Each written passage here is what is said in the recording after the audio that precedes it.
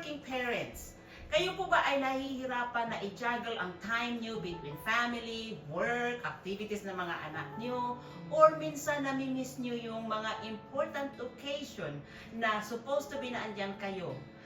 Mga kapatid, ganun din po ang buhay namin dati. Pero nabago po iyon dahil po sa business na ginagawa namin. At ito po iyong isi-share namin sa inyo ngayon. Ako nga po pala si Tita at kasama ko dito ang aking mga nagagandahang mga business partners. At nandito po kami para i-share namin sa inyo kung paano po nabago ang buhay namin. Uunahin ko na po si Coach Marian. Salamat sis Tita. Isa po ako sa 1,000 tao na nabago ang buhay ko dahil sa business na ito. 5 years ago, kapos sa buhay. 5 years ago, walang oras sa sarili, lalong-lalo na sa nag-iisa kong anak. Walang pera na pampadala sa extended family ko sa Pilipinas. Nabago lahat yan. Ang ginawa ko lang, naniwala ako sa sarili ko. Nag-join ako sa business na ito, pinag-aralan ko ito, multiple 5-figure yung monthly income ko dito. Sa panaginip lang yung dati akala ko, pero natupad lahat yan. Kaya ba? Kaya. Kasi hindi kayo dito mag-iisa. Makakasama nyo kami sa pag-build ng inyong business, makakasama kami sa inyong tagumpay. Awesome. Yeah, and that's what it is. And Sis Laina will also share ng kanyang. Yeah. Kumusta dyan mga kabayan? Ako ang number 1 skeptical na tao. Nung unang makita ko ang negosyo ito, pero napakapalad ko dahil I took a leap of faith. At after 8 months, nang simulan ko ang negosyo, iniwan ko na yung corporate job ko. At meron akong peace of mind.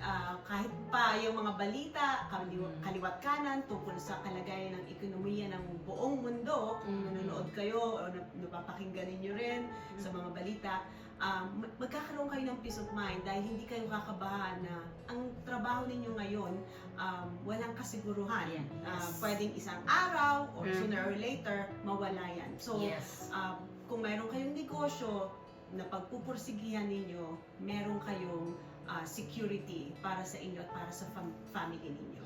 Yes, thank you, ladies. Yeah, so anyhow, yes, ganun po ang buhay din namin noon.